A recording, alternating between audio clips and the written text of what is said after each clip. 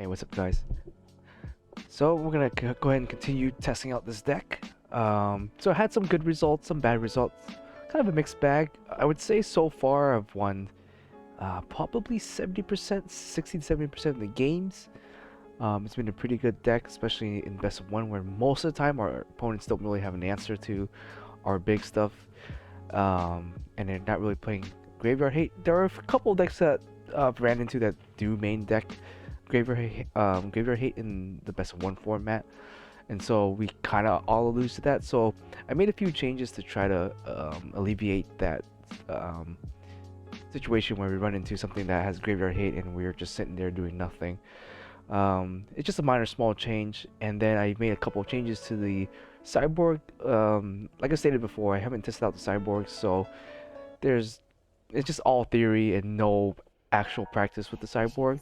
But I'll kind of go through it a little bit again, just kind of some of my ideas that I'm floating around here. So the main thing that main changes I made to the deck here was adding in Cleansing Nova instead of playing the Wrath of God. So Wrath of God sometimes worked really well, sometimes didn't. What we needed answers for artifact and enchantments. So there was quite a few decks where I run into that play a lot of enchantments or Graveyard Hate that I couldn't out it with my main card decks, or my main cards in my deck. I didn't have any creatures that would remove the um, enchantment or artifacts. So I'm trying out Cleansing Nova. So Cleansing Nova is flexible. If we need to keep our board alive, and we don't need the destroying effect, then we just do the other effect, the destroying all artifacts and enchantment, because we're not playing any artifacts, we're not playing any enchantments, so that is always a positive for us. Destroying creatures if we need to, if we're running behind and we're getting out aggroed or something, then that's an option. So that's going to be our sort of like our only main deck answer against combo decks that use like the cat of 9 lives or whatever, plus the thing that they can't gain counter, because we don't really have a way of beating that deck unless we just finish them off really quickly or they draw really bad. So Cleansing Nova is one way to beat that deck, and Cleansing Nova is going to be here to beat Rest in Peace main deck and Grafdigger's Cage main deck. So yeah, so that's what the Nova is here for. There's probably some better other cards that's better than Cleansing Nova. I wish we had Prismatic Ending or something, but that'd be a little too broken, I guess, or too good for this historic format. So that's the main change I made there. Otherwise, I think the only other change is which payoffs I'm playing. The Coma has been pretty good. When Coma sticks on the board, he is extraordinarily hard to remove, and he gains us value every turn. Kind of like Shieldred, but yeah, Coma is just producing us that token. He's hard to remove. So yeah, I definitely do like the Coma in the deck. It just kind of sucks that we can't really cast him, hard cast him, but it is what it is. It's a good card. So that's what I'm playing. So I cut out the second Sarah Emercy, and threw that into my side deck. So she kind of sucks in certain matchups. Like certain matchups she doesn't do anything. She does provide us with a little bit of protection, but she just gets board wiped from what I've come across against a lot of like other control decks and stuff like that. So like calling sorcery is risky. It doesn't provide protection against board wipe. It does provide some protection against like certain spell cards that are sorcery speed, but whatever about that. The best one you can choose is probably gonna be instances, because most removal are going to be instance card type, but she's also really good against creature-based decks. So if you're playing against a creature-based deck that's like a Loris deck, or just like a mono black aggro deck, even mono green elves, you play her and you call creatures and they cannot win. They literally just sit there doing nothing. So in a couple of my games I did that. I just summoned out Sarah, call creatures, and yeah, there's nothing they could literally do. They can't attack you because you're protected from creatures, and they don't main deck anything that without the Emercy for the most part. Like they just don't have target removal, especially mono green elves, because you know their entire gameplay is to get like Crater Proof Behemoth out or have a huge gigantic board and just overrun you really early. But if you can get her out on like turn 2, turn 3, they just always scoop. There's nothing that they can do against her. Same thing with certain mono red decks or Boris decks that are kind of aggro-y. Their only way to out her would be to like triple bolt her or something, or like play like really inefficient to get rid of her. They would have to cast like triple helix, lightning helix, or maybe even like four like you know, four or something like triple bolt basically. There's not an easy way to out her in their deck. So yeah, Sarah's Emercy is a great card in certain matchups, but a terrible card in other matchups. So I opt to play just one of her in the main deck, and save the second copy for a second or in the side deck. Sorry. Other than that, Dream Trawler has been pretty good.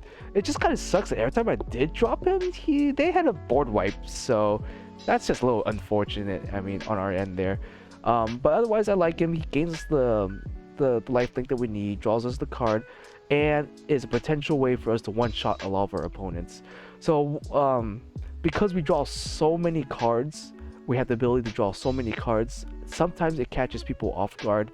Sometimes you can swing in for a really, really big number of Dream Trawler. I've swung in Dream Trawler as a 12-12 or a 15-15, or sorry, not 15-15, 15 power with him in some instances of a game. Because basically, we have Archmage Charms, we have the Faithful Mending that we can keep recasting, and we have Consider.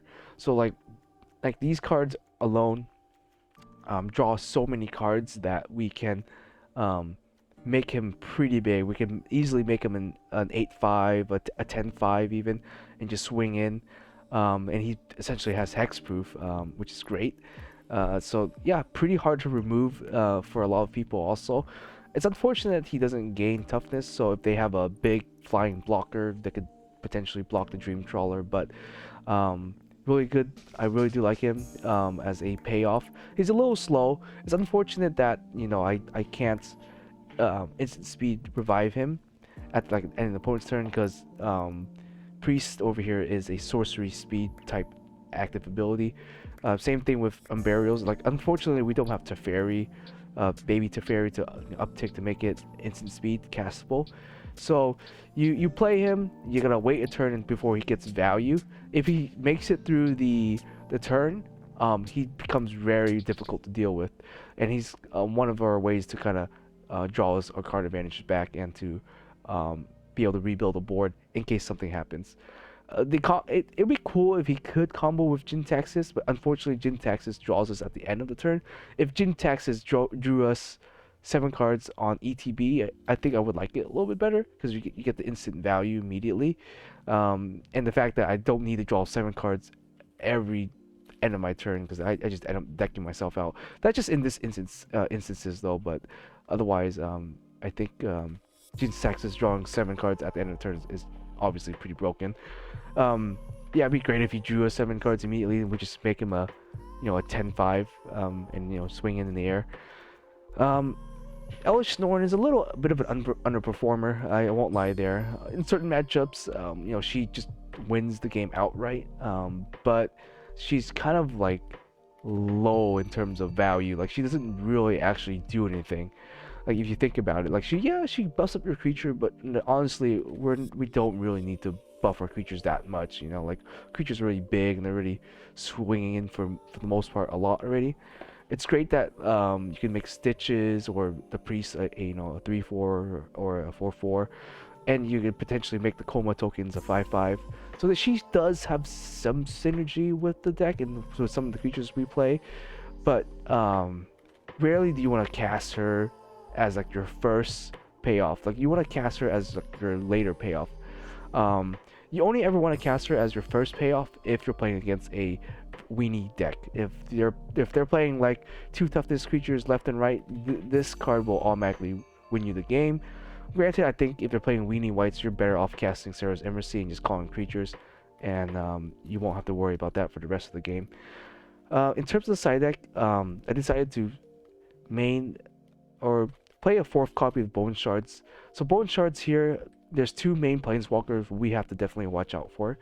The first being Narset, because Narset will wreck our draw cards, especially Faithful Mending, and obviously Archmage Charm to a certain extent. Granted, Archmage Charm does provide us the other two abilities, so it's not completely dead. But Faithful Mending, like, you don't want to be Faithful Mending for one card, or it's really bad there. So Bone Shard's going to be hitting Narset, and it's also going to be hitting Ashiot. So Ashiot, if they play Ashiot, we're kind of doomed. Hopefully, not every single payoff you have in your grave at that moment is in there. So yeah, just this is to out the Ashiot and out the Narset. Other planeswalker that might be a threat, I'm not really too sure. I don't quite remember. Maybe Kaya. Kaya might be threatening, but no one really plays Kaya main deck. If anything, like I side her, but I never wouldn't main her in this particular format. I guess you can use it on Teferi, 5 mana Teferi. That is the other popular planeswalker that you'll see running around. Chandra, maybe Ashiot, stuff like that. So not too many planeswalkers running around this format, but still a good card for 1 mana, and it does enable their engine. So I still think worth playing 4 copies if you need it. Nothing really new about Soul Lantern and Test of Talent. I decided to do Dovin's Veto instead of Mystic Dispute. Dovin Veto is just generally a more universal card to do against a lot of other decks. So I decided to do Dovin's Veto. Especially in case you need to protect yourself from a board wipe. If they try to board wipe you and then they try to counter you or something, at least Dovin Veto will definitely just protect you from that board wipe. So that's what Veto's used for. It's for protection. It's not really to use to like counter combo decks or anything like that. It's used to provide you protection, especially if you're playing against a control matchup, and you know that they're packing a lot of board wipes. Then Veto is where you're gonna side that in to kind of protect yourself. You can also side Test of Talents to get rid of those board wipes or get rid of those counter spells. So that's what these 4 cards are supposed to do. Vanishing Verse is for additional graveyard hate. Rest in Peace. Some of the sagas, things like that. Whatchamacallit. Some other, like, I guess, mono color enchantments, namely, is what we use this for. And we can still use it to remove creatures and anything else that's a threat. So it's a pretty versatile card. I don't think it's main deck worthy. We're already playing Bone Shards for the most part, and that takes care of most things. And now that we're main decking the Cleansing Nova, don't really see the need to play the Vanishing Verse as much. Ashiot, same idea as Soul Lantern. Just a way for us to kind of mill ourselves and to kind of hurt our opponent if they're playing something similar, or if they're playing a graveyard heavy deck, and that's all it's really used for. Languish, I decided to play Languish here because I think Languish might be better than a Wrath of God or something. Namely because Languish will not kill our own creature. The only creature that will die to Languish in our deck in terms of payoff would be Jin Taxia. Everything else has got bigger toughness, so they should survive. The other thing about Languish is that can also technically combo with Elish Norn. If you have Elish Norn and you Languish, definitely a really good combo, because then everything on our board would survive essentially. So if you have Elish Norn, except for obviously Stitch and Priest here, but if you have Elish Norn, you can make the Jin Taxia survive. And then Elish Norn plus the Language will -6/6, which will kill practically everything in this format. There's not too many things that are bigger than, or has a toughness of 6/6 that's being played. Outside of even our decks, like, not many creatures in our deck even has a toughness greater than 7, besides Norn and the Emissary here. But yeah, so that's kind of a cool combo, cool interaction. Kind of fringe though, because we're only playing 1 copy of each, so that's not gonna really pop up too much. But it's there, and I think Language is gonna take care of the issues that we might run into. And we're playing Cleansing Nova anyway, so I think we don't really need that much board wipes, because we are not really a heavy control deck. And lastly, it's just I'm gonna put another Emissary in the side deck here, as if we're gonna play against a creature heavy base deck. or something like that, or something that has a deck that has a lot of removal, then she's great to have a second copy in there. Because like I mentioned earlier, if you play this against a creature heavy base deck and they don't have any sort of outs to her, they just instant lose. They cannot remove her and they just cannot deal damage to you, and you can just smack. Basically have an unblockable MRC. You can smack them down, clock them down in like 4 turns. So yeah, she is a win con on her own against certain decks. But obviously against other matchups, in my experience, she's not that great to play a 2 of. Like obviously, I wish we had a Archon of Cruelty. I think I definitely would play 4 of him, and you know, that's the only real payoff you even need in this deck at that point, you know. But unfortunately, maybe when we get a bigger historic, I guess, set, we might get something like that.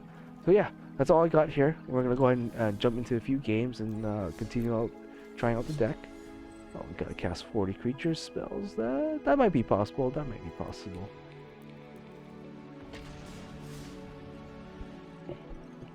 So the deck is definitely fun to play. Obviously, when you combo off and you get your big payoffs out and your opponent doesn't have answer, it feels especially nasty.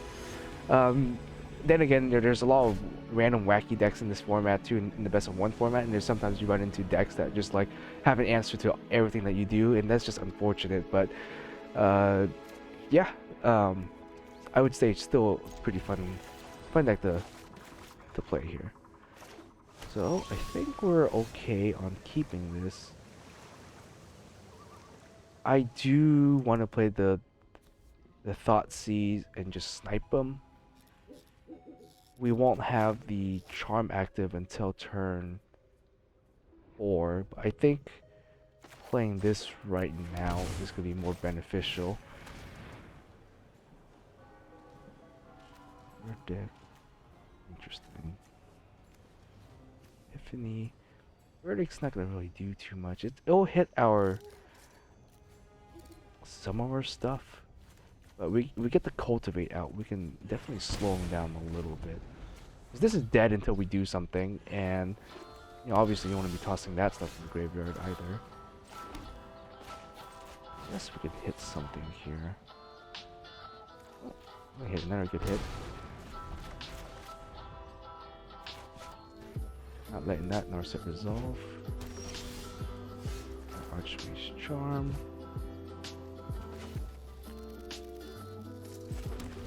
Do that. I don't suspect they're gonna have anything to play yet. Cool. So I'm gonna do this and pass return. They still don't know what deck we're really playing outside of just being an Esper color. They don't do anything with Archmage's Charm, try to draw into some of our combos pieces. They don't have Epiphany up yet, so we're not too worried about that. Let's go ahead and try to draw.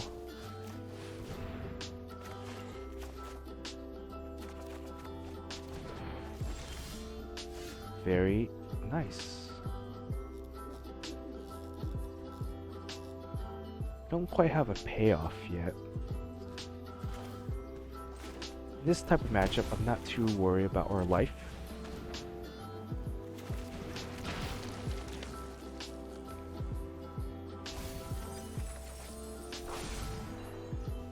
Okay. They might try to Shadow's Verdict. I think I would potentially counter that.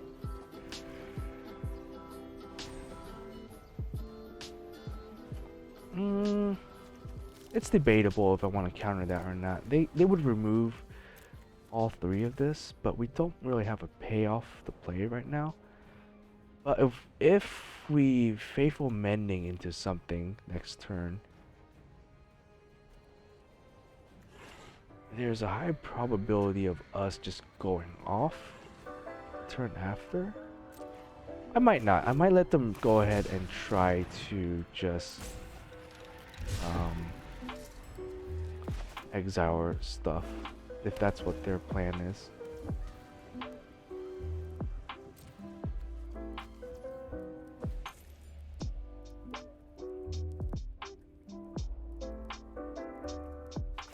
Okay, so not doing anything. Okay.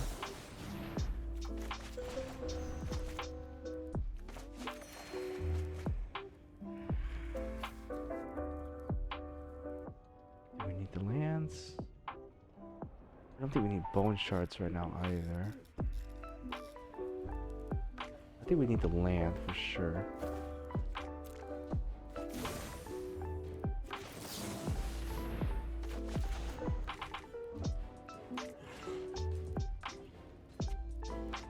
At this point, if they sublime, I think they might lose if they don't know.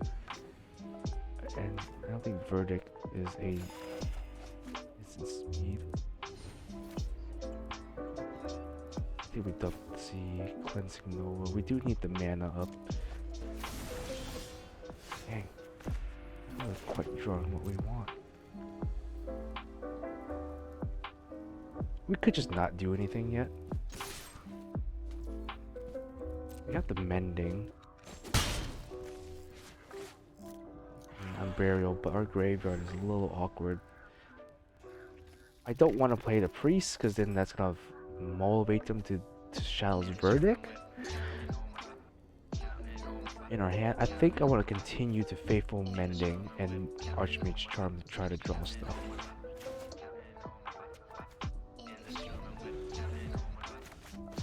They save the subliminal or sublime and not do anything, that's also fine. I don't think we can let Boris or Golos resolve here. They're tapping out. Okay. Ah, okay. So I think they know that we have the ability to drop something big next turn. But I mean, they have Sublime, which is really annoying. Because they could just return it to our hand, make a copy of it, and draw and do all that stuff. I think they forfeited a little too early there. Like we didn't have our graveyard set up, so unless we had like a Jintaxia or something that we're gonna get out, we definitely forfeited a little too early there, in my opinion.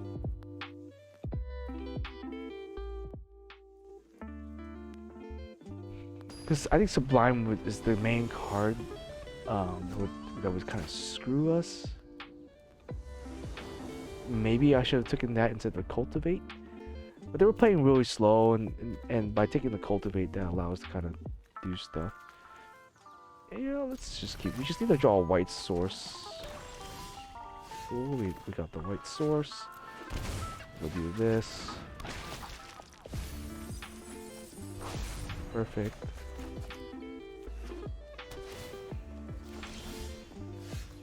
It's nasty.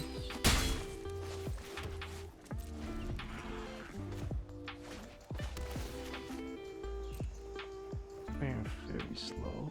Let's just do add 1 mana of any color.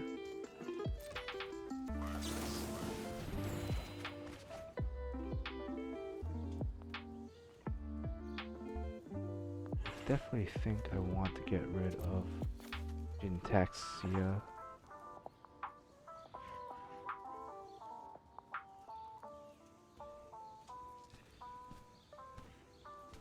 And Unburials.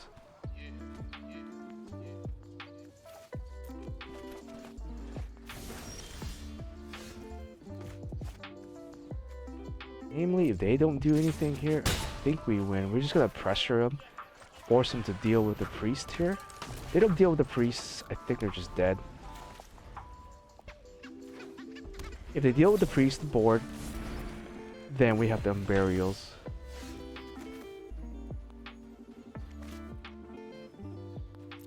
I think we could do both here.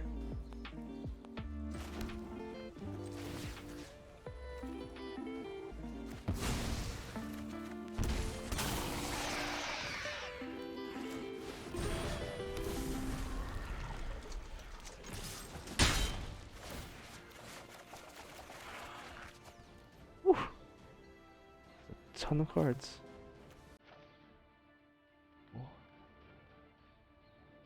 I guess Dream Trawler. Maybe a priest.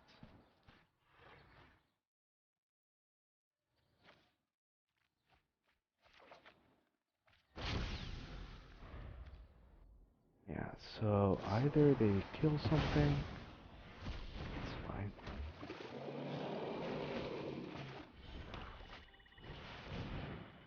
a little too slow for them. We can pick apart their hand and then just have Archmage's Charm, and then just keep pressuring them with the tokens here, because I think we win from that. I don't think we want to revive the the Jintax here anymore, to be honest. His job. Just gonna pick apart their hand. You again. You have 6 mana. 10 or more. Not too worried about that yet.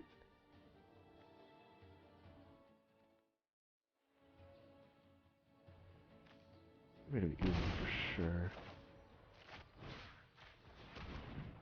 What's this do? Not quite sure. They don't have the colors. Do they have the colors to cast it? Yes, they do.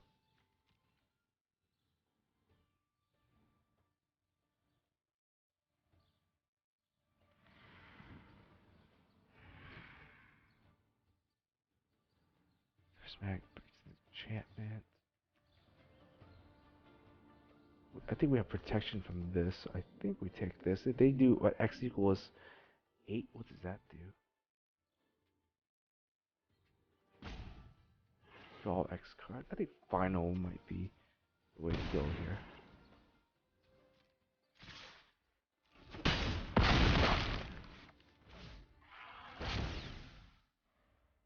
Yeah, they're gonna be just. I think they should have killed the Coma and not this. But then I guess if they don't kill the Jin, they lose their whole hand. Yeah, I forgot. It's 10 permanents on both boards. I thought it was just my board, but it didn't matter. That's why I left up the counter spell there. I guess in some sense I baited them into playing it. You know, a 5D chest there without really thinking about it. I thought it's 10 permanents on their board. Let me read it again. Hour of what call it? I won't let me see, but yeah, it's just 10 permanents. But yeah, they got kind of baited into playing that, and we picked apart their hand. I guess I could have left the Ugin, but yeah. Alright, I mean, that was pretty good. The faith mending into mending. We were kind of minusing ourselves, but we were able to set up our grave and just go ham with that and draw a million cards with the Jin. Force an answer. What did they use? D-Spark? That's fine. Like, whatever's. The Coma, though, I think that thing just clocked them a little too quickly. They just didn't answer it. Even if they did board wipe us there, they still. I don't know how they would deal with the Coma. You know. I would just be able to protect the Coma, because they get rid of like all my tokens, I guess. But that was free resources, and they would trigger the Stitch again, and they would back to square one for them. They have to somehow deal with the Coma. So, I think the deck did its job there. Okay, decent hand, I guess. See, I like these hands where you just keep 2 lands and then you just have Faithful Mending up. It's just really good. Sometimes I think about cutting out a land, because we don't really need that many. But it would suck if we don't draw lands also, so there's an argument to do both. You know, I messed up there. I should have played the priest here. That was my mistake. I wasn't really thinking there. So if I played the priest and then mending, could have definitely had something crazy like this out turn 2.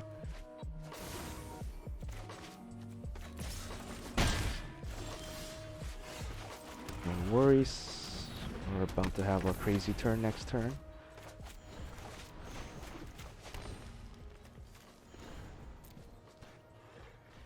Yeah.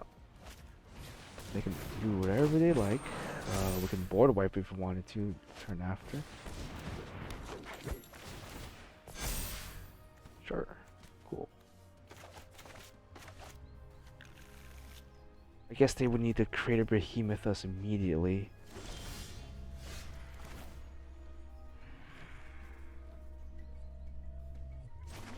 We'll leave the counter spell up for the if they decide to create a behemoth us.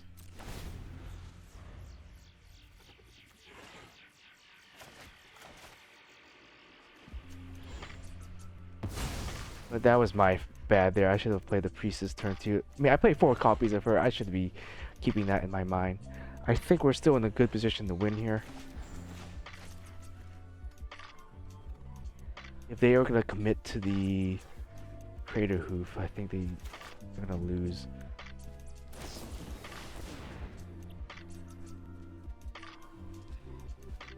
Nah, we're gonna stop that too.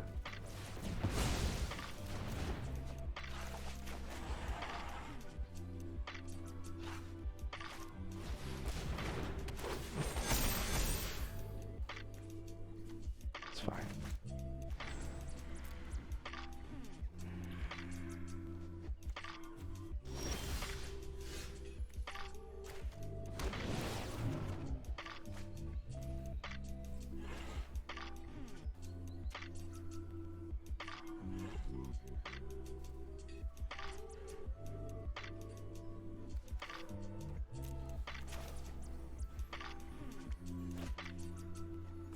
Let's just do this to draw a land.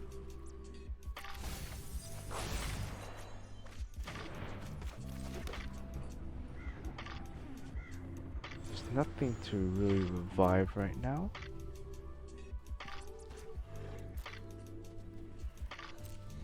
You just not do anything. Gonna trigger, they're gonna sack another thing. Try to create a hoof, they will lose, I guess.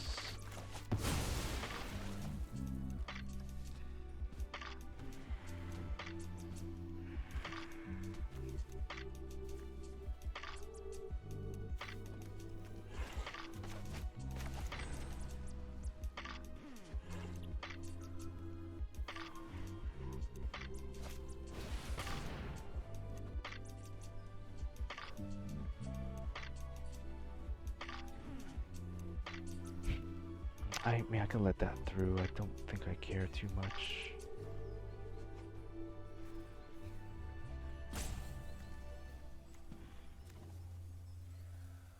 Sure. I think what he's gonna try to do is use all this to create a behoof, perhaps. Yeah.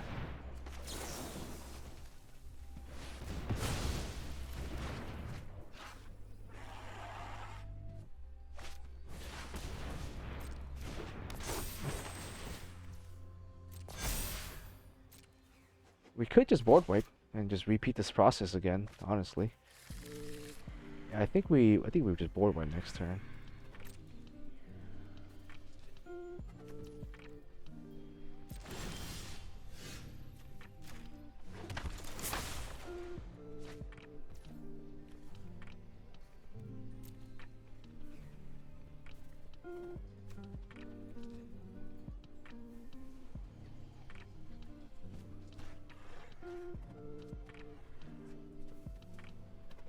Did we board wipe, attack with everything, and then attack with the dream trawler for sure, and with the that, and then just board wipe, and then you're just gonna be dead.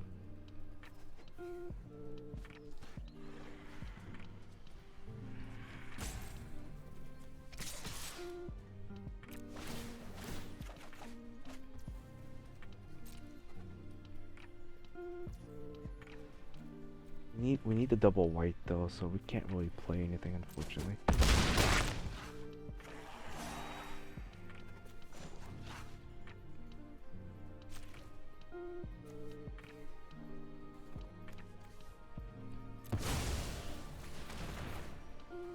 Yeah, this is unfortunately.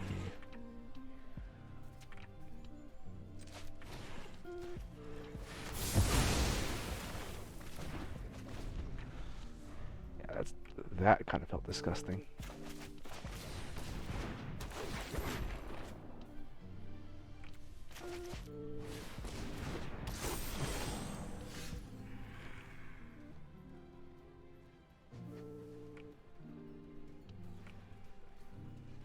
I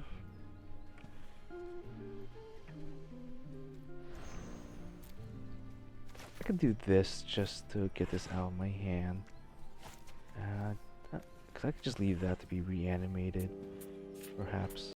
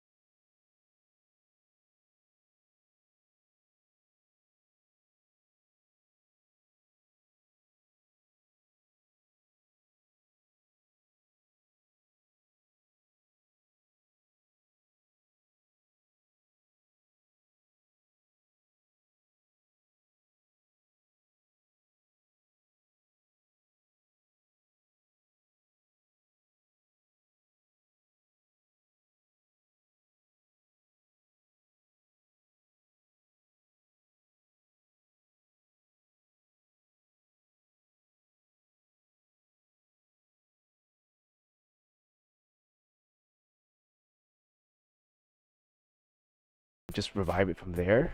I didn't have to go through that whole loop. That whole loop hinges on me drawing a land off of the Faithful Mending, and I think that's what I was trying to do, because like Stitch is free to play. Because if we go Stitch, we Phyrexian Tower, it nets us, you know, that's neutral mana right there, you know. So that's what I was thinking, but I forget that I didn't have the white sources to keep doing that, because I had the Faithful Mending and then cast the whatchamacallit, the Unburials. But yeah, I guess I could have played that a little bit better. We would have been able to just completely wipe his board. We would have been able to just ping that, kill the Bone Shards, bring out the Elvish, get rid of that, and he's just stuck with the Creative Hoof Behemoth in his hand. Our other 2 turns there were pretty good. I think I played it pretty well. Just holding up the counter spells, just knowing what type of deck he's playing, what he's trying to do. Just, you know, and then we kind of stalled out the game with the Shieldra, just forcing him to sacrifice, and then just board wiping him and leaving him with nothing there. And then because he got greedy and searched for another Creative Hoof Behemoth, thinking that his board was still going to be up there by the time it rotates back to his turn. See, so that's the reason why we played the board wipes. For situations like that, we don't mind sometimes just wiping our own board, because we're playing Reanimator, so we're never we're always going to be able to recast these things using the, you know, the millions of graveyard recursion there. I would have liked it. It would have been 4 mana. It was 4 mana. I think we would have done a little bit better, you know. But you know, Cleansing Nova at 5. That was a little risky though, because if we were down the land, then we would probably have lost there. Probably. I think I would have probably at that point, if I didn't have the 5th land, I would have just Bone Sharded his probably the Elvish here.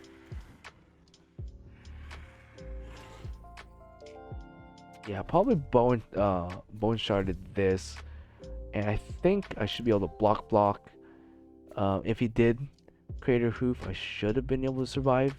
Plus Mending, I would have been at 25 life. Would have 4 creatures. I think that would have been fine. But yeah, he could have won on 4 mana, which is kind of dumb. That's what I hate about playing against mono green deck. But we haven't lost to a mono green deck, so I've been liking that. The fact that we can play, you know, crap like this and, you know, be even more cheesier than our opponent can. This deck is extraordinarily cheesy. You draw a really good God hand, you can just cheese your opponent out of a win. It's almost as bad as playing the Trickery's T-Bolt's Trickery. I just hate T-Bolt's Trickery. That's even less inconsistent and less skillful than this deck. At least this deck takes some skill to pilot, I would say. But yeah, the Trickery deck just, ugh, what a disgusting deck. Okay, cool. It's not bad.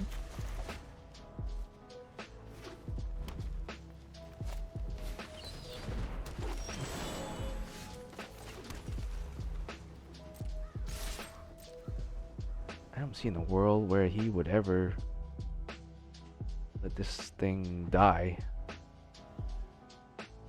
It's another green deck. Land of War Elves. I think I'm gonna just keep my mana, because I'm gonna, if I Bone Shard him, I'm gonna be losing. It's risky to leave a Land of War Elves, but we went first. He has 3 mana to play with next turn, perhaps. But I think Faithful Mending is gonna be more important than killing the elf right now. It didn't really matter because he had the Burning Tree anyways. What is this? I don't even know what card that is. Beginning of combat, so I guess I never played against a deck that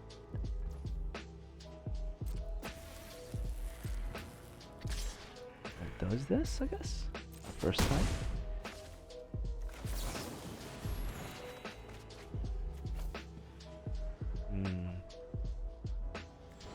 think we discard the priest here just because we don't really have anything to do. I'm probably gonna snipe that. Let's try this first. Ooh, Embercleave. He's got all nasty cards.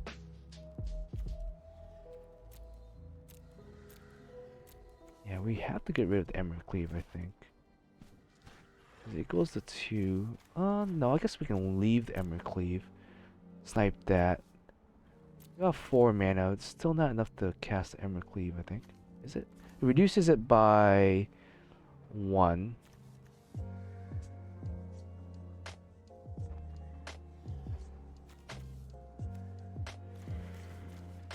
Oh, he has the 4th land.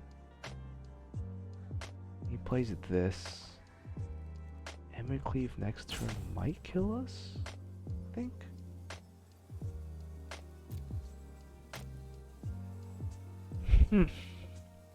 I don't know. Kind of a strange predicament. I think Embercleave is going to be the correct choice here. I have no idea. Oops. This.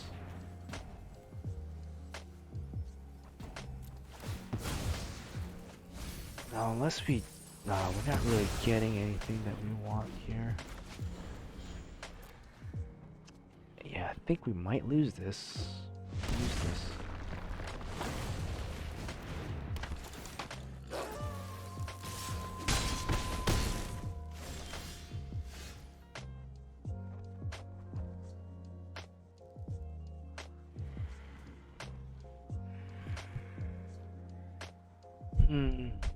Stall it out. Try to draw a board wipe maybe. With mendings.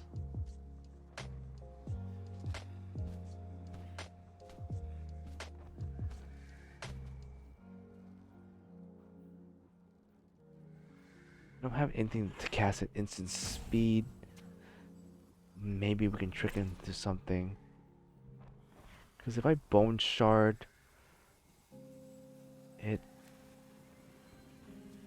I guess it can buy me more time with the bone shard, but I'm gonna feel real bad. I think I'm just gonna sack it out. I'm gonna try to sack it out with the mending, honestly. Yeah, it's getting bigger. Why do you hurt so much? Are we dead? Maybe. Not yet. Oh, okay. Maybe we are dead. I think I misread that. I should have killed that thing.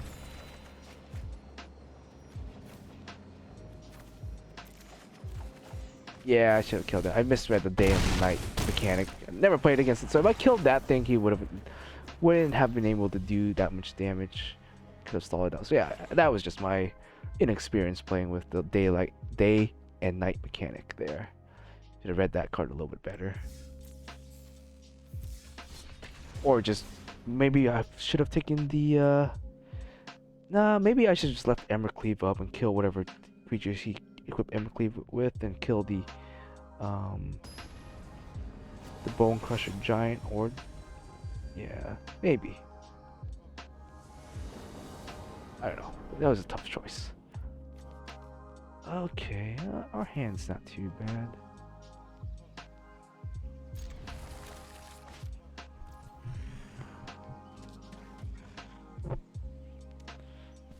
Now let's go ahead and just haul here.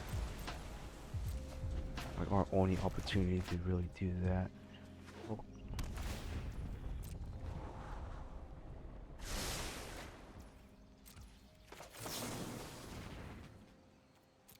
Draw that, draw another thing.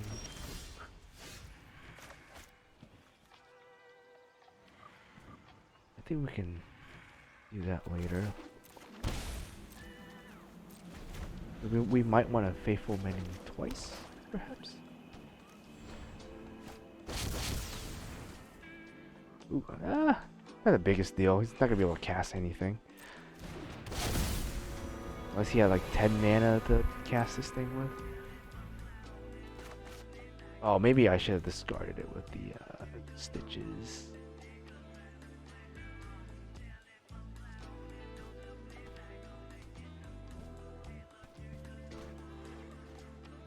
Or yeah, I should have did the faithful mending here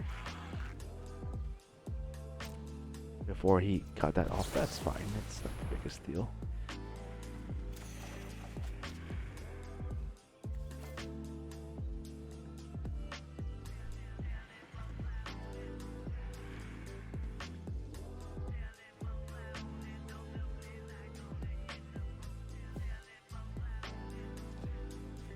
Do I care that much about getting that card back? I could not need the Nova for now? Question mark?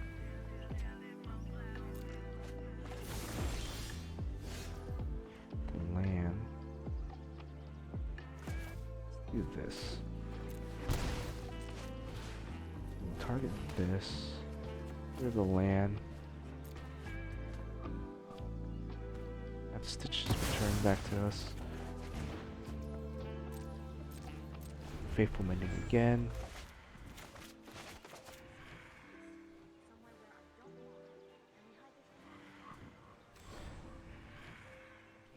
Yeah, if we can dump a Unburial, that would be fantastic right now.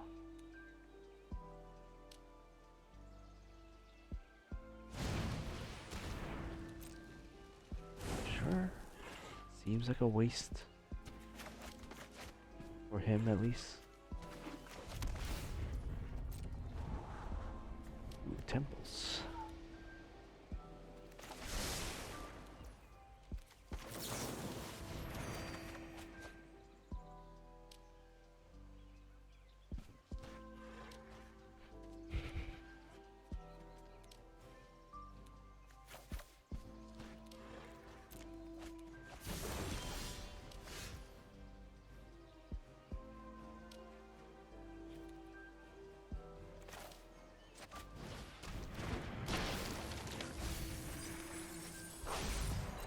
Okay, not quite what we want.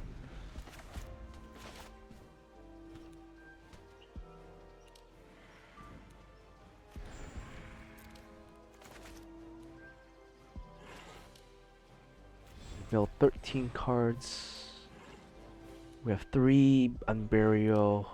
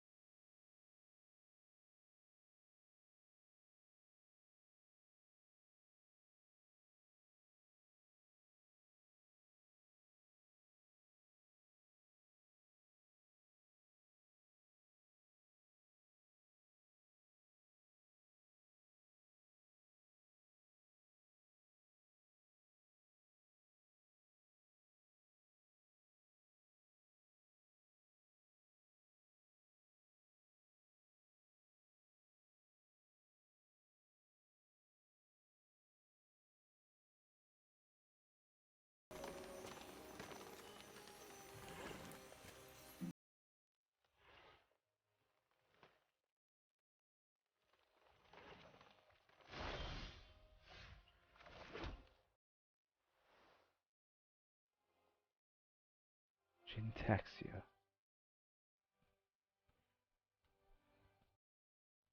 Take 6.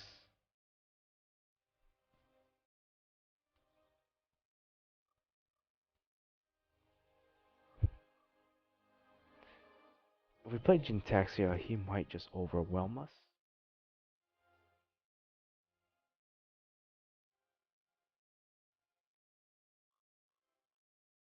Play the Dream Trawler. I think Dream Trawler might be good here, because then I can just discard stuff and protect the Dream Trawler. Wow, I can heal also.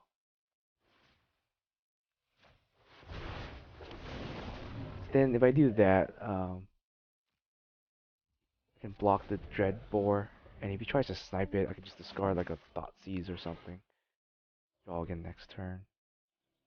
If he attacks with Rankle, I guess if he attacks with Rankle, I'm gonna be forced to block it. Hard choice. He has to attack with both. Just block the Rankle first, deal with the Butcher later.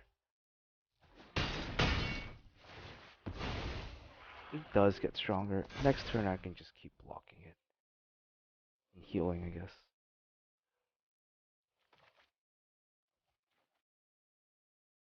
Unless he can snipe it, but I don't think he can. Let's just do full control, just in case he does something. Okay, sure.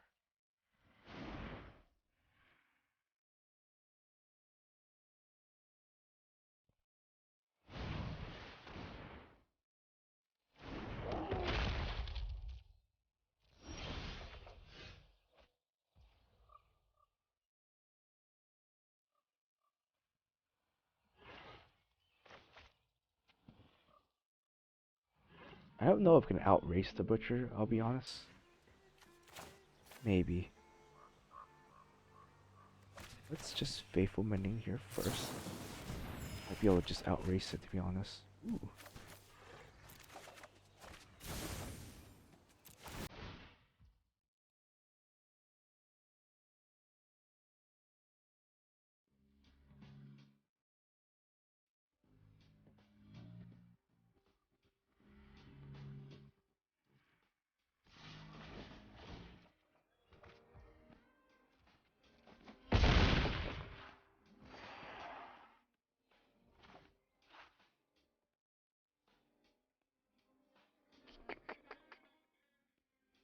Choice here.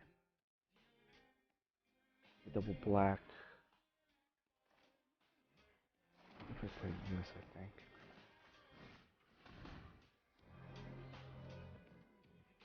Really didn't have haste.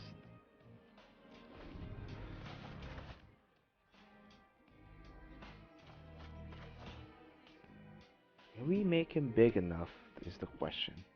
Next turn.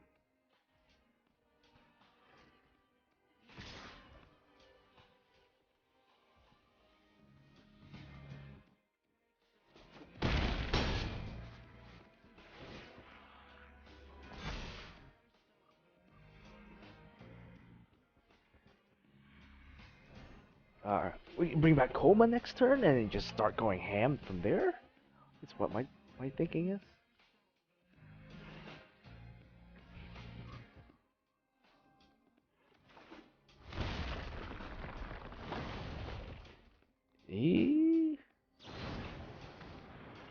Sure. Don't really care too much. Maybe.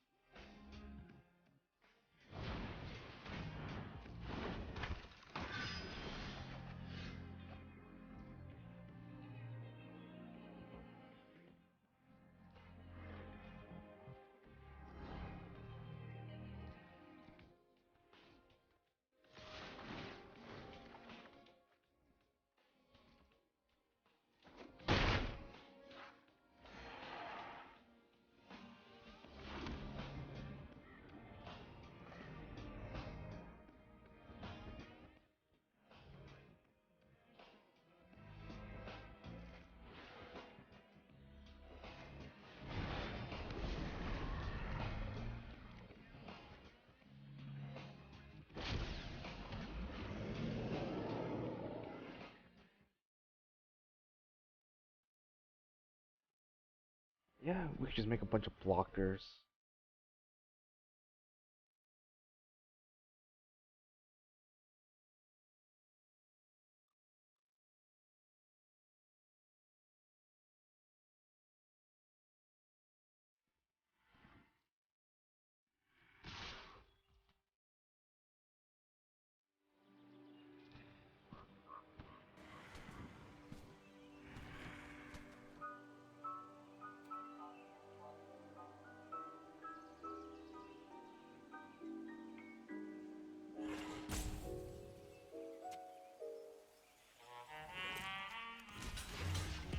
I think I'll take the 4 here, 8.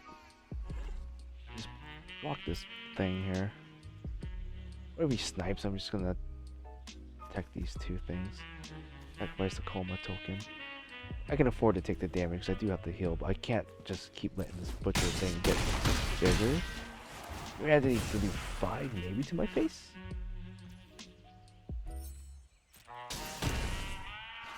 Unless he has damage, I think he's just gonna lose here if he doesn't do that.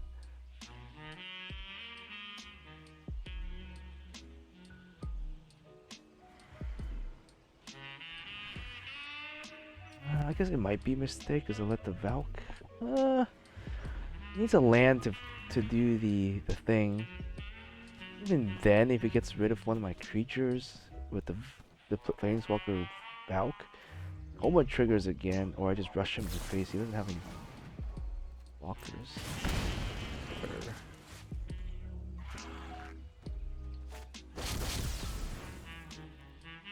Sure. He can take whatever he likes. It was a little risky, but I think that paid off a little bit. Because considering the amount of cards he had in his hand, there's nothing in this game. It's not like he could have a lightning bolt. If he was a lightning bolt, I wouldn't have risked that. I would have just double block. I'll block the 5/5, block the Bone Crusher with this. Those would die. If he kills my coma, cool.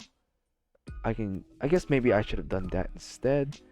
What I was a little afraid of was Valk, but I guess if I just had a Dream Trawler and he tried to Planeswalker the Valk, I could just make it hexproof. So I guess I could have played that a little bit better to be safe. I was taking a lot of risks there when I shouldn't have. Because I just really wanted the value off the coma, I guess. Yeah, so I would have probably saved myself 4 damage, would be at 6. I don't know if he was able to outrace the Dream Trawler. So the Dream Trawler was just drawing me cards, healing me up a bunch of life each turn, which bought me more time. Even though we were in a really, really weird situation, we were able to come back from that. So on my end, I think I could have played that a little bit better. But yeah, oh well, it is what it is. We still won, but could have played a lot better. Especially, I wasn't too sure about just sniping the Valk with the shard. That was kind of a minus play on my end. Like I wasn't really getting anything worthwhile.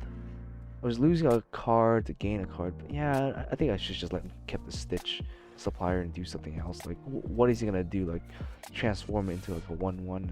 I guess I didn't really care.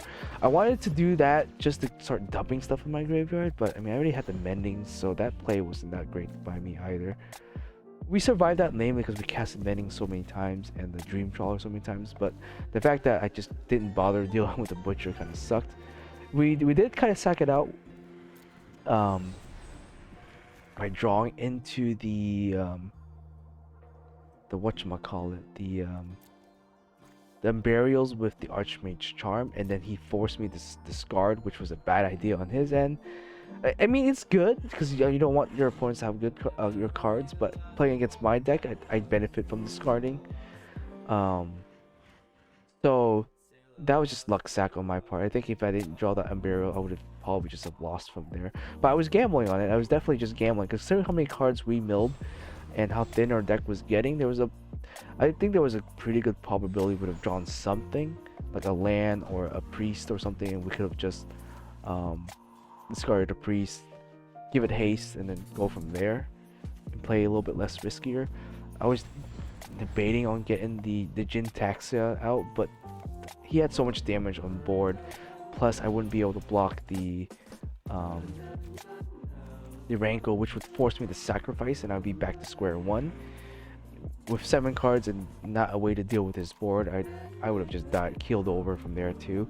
So I think bringing back the Dream Trawler on my end was the correct play to do, to block the Rankle so he doesn't get the direct damage into me and force me to sacrifice, and then just deal with the Dread Horde later if I wanted to. I could have just left this as a whatchamacallit, a blocker each of my turn, but I wanted to get value out of him and put pressure on his life. So if I didn't attack, I was just at that point I was just trying to outrace the Dread Horde. Knowing this deck and its draw potential, I think I could have drawn enough and dealt enough damage to heal up all the damage he would have done to me and outrace the Dread Boar. This play right here was just definitely the greedy play on my end, and I think I should have probably just blocked the Dread Horde with Coma, and then blocked the Bone Crusher with that, and would have taken a total of just 4 damage to my face. And then if he wanted to hit my face, he could, or he wanted to hit the Coma, gotten rid of that, so he wouldn't have this on the board. So all he would have is just that, and we would have been safe to just swing in with the Dream Trawler and kill him. Because I thought he was going to leave this up to block the Dream Trawler, but I think he knew he couldn't outrace the Dream Trawler, and he just played the orders to just deal damage. Oh, I guess they can't block. Oh, I didn't realize that actually. Oh, that's why. Okay, so he couldn't block. I think if he could have blocked with them, he would have blocked with them. And I think maybe I misread that. So, in a situation where he had 11 life and I had this much mana, I only had 1 white source though, so I could have drawn the maximum of just 2 cards. 2, maybe 3. So I would have Faithful Mending. I would spend a white, blue, black, and then spend. I would not have triple blue, maybe, or spend white, blue, and then just a random color here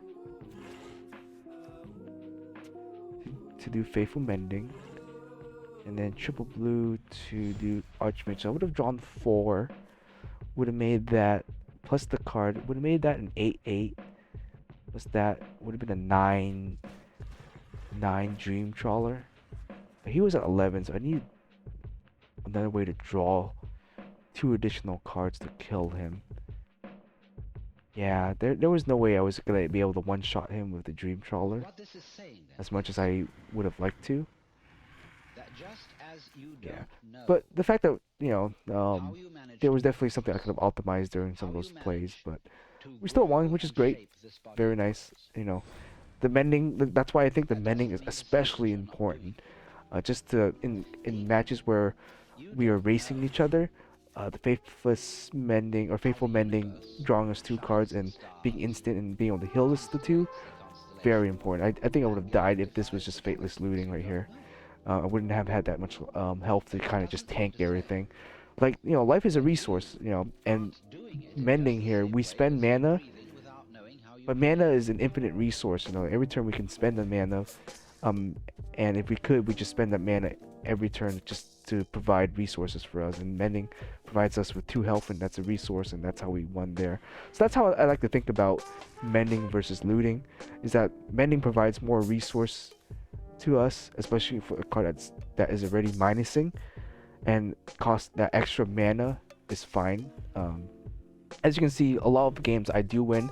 I only have like maybe 3 or 4 mana open at any time. Best thing about Priest is she doesn't cost any mana to use, so I can oftentimes I can Priest to activate her, pay the 3 life, bring back up Coma or something, and leave my counter spell up in my hand with just 4 open mana. I'll counter what they try to do if they try to get rid of my payoff, and then just steamroll with the payoff. So that's the idea of the deck, and I think that's why it's been working somewhat decently.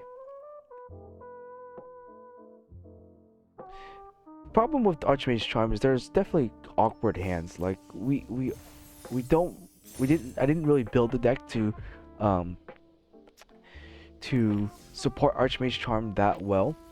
I definitely built the deck to support Faithful Mending for sure though. But yeah, so definitely built the deck to support the Faithful Mending because we need that blue white for sure, and the black. So blue white black, very very important to our strategy early game, because if we're spending our turn 1 and turn 2 doing nothing, then this deck just loses.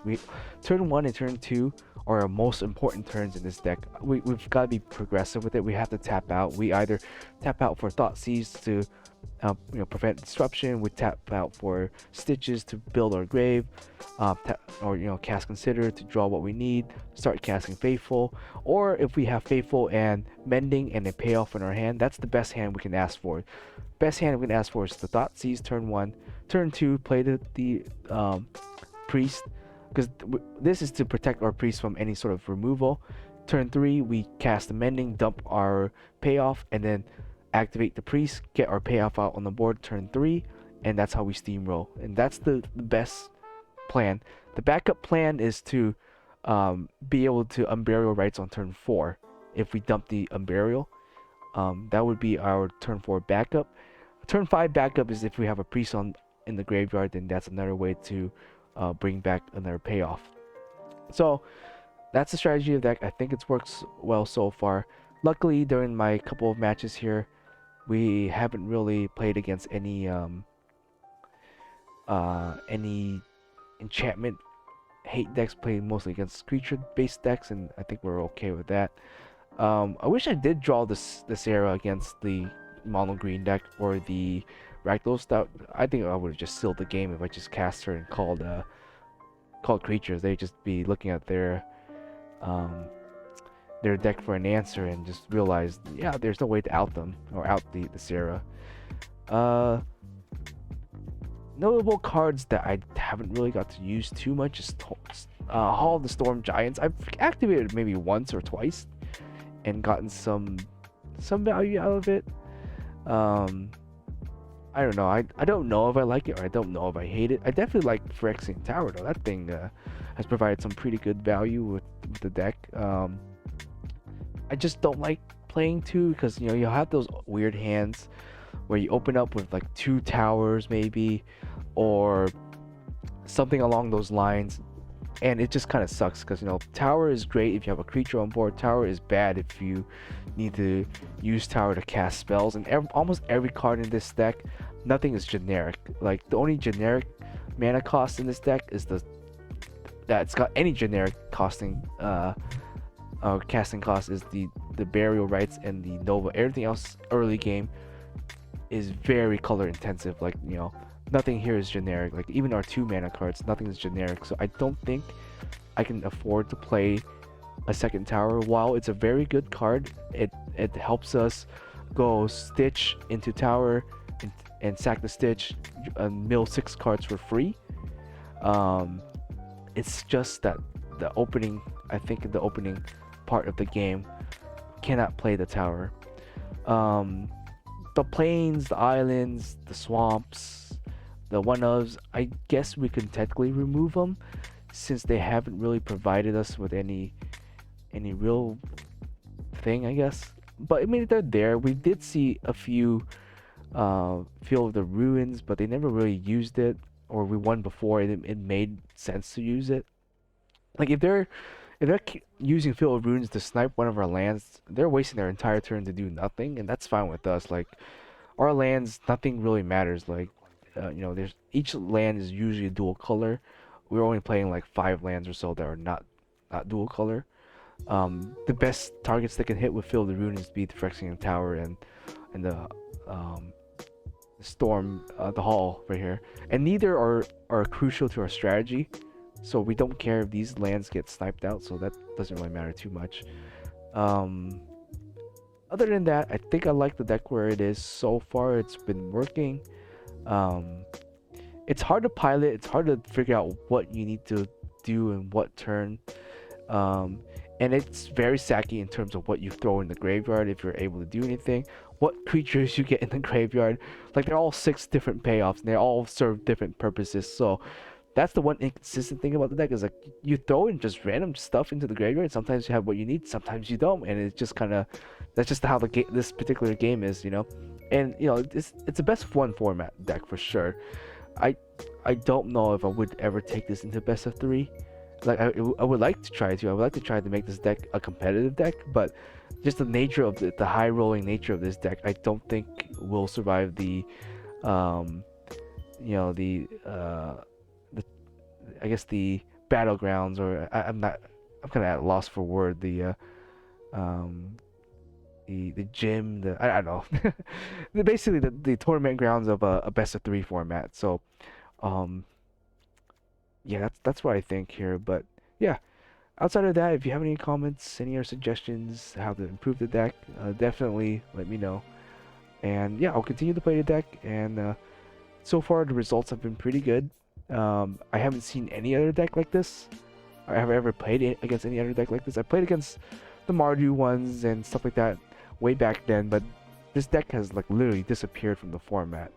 Um, and so I think when we're playing against people, they don't really know what this deck is supposed to do.